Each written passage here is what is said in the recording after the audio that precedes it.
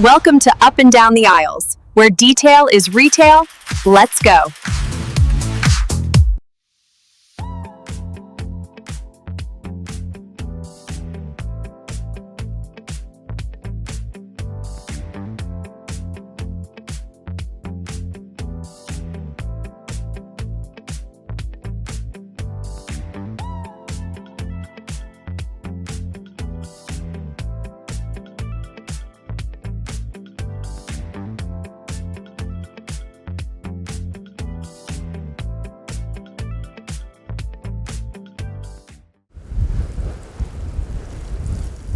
And all this was just a self-checkout Mirage.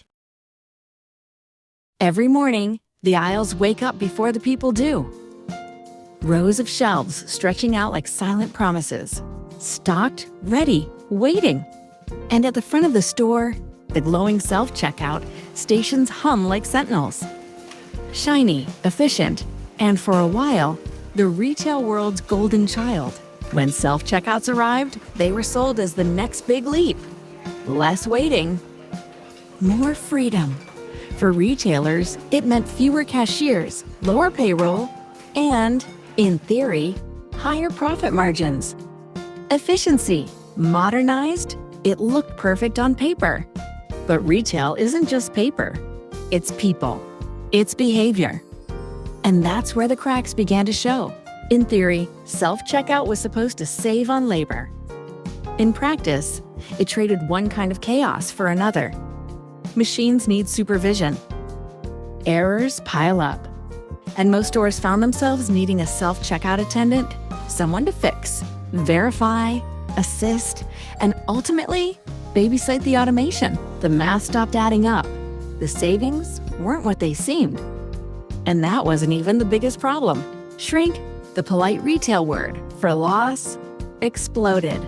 In some markets, losses at self-checkout hit 16 times higher than traditional lanes. 16 times. Not just theft, but confusion, system gaps, and human nature at play. Self-checkout turned every shopper into a cashier, and some into unintentional criminals. What was supposed to be a cost saver turned into a leak, one that quietly drained profits, patience, and trust. I've worked those aisles. I've seen the difference a human touch makes. People want connection, not just convenience. The best retail experiences aren't frictionless, they're personal. A smile, a name, a moment, those don't scan at a register. Now, the industry's waking up. Some chains are pulling back, closing self-checkouts altogether. Others are redesigning the model, adding attendants, more cameras, more friction to slow down the losses. It's a strange irony. Automation that needs more human oversight than ever. Retail is a mirror. It reflects us, our habits, our impulses, our values. Self-checkout promised speed, but maybe what we really needed was connection. I still believe in progress, but not at the cost of people. This is what I've learned walking up and down the aisles. You know, when you strip away the tech, the trends, the corporate plans, retail's always been about people. That's how it started.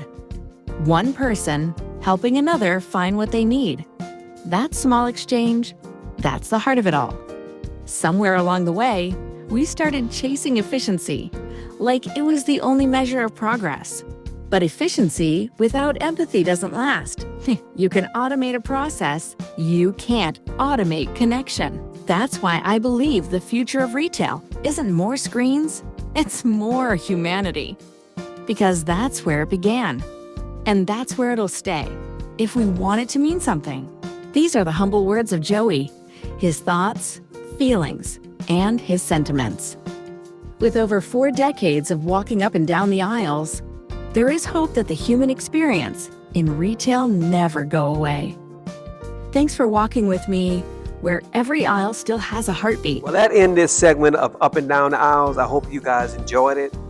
It is my hope that humanity is maintained during the future progress of retail.